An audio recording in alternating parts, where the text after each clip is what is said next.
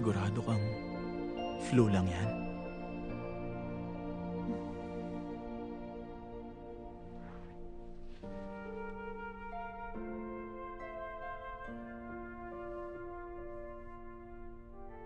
Yung gamot mo, In-inject ko na.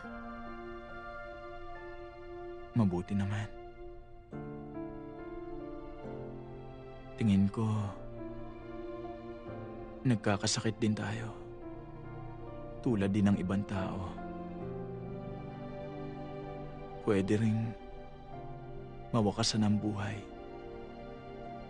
Gaya ng normal na tao.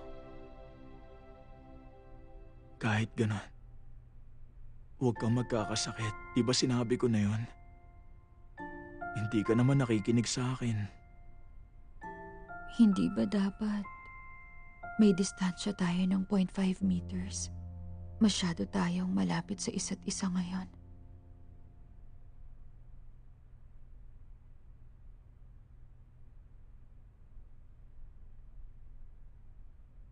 Hindi ako pwedeng lumayo sa'yo. 너 없는 시간 동안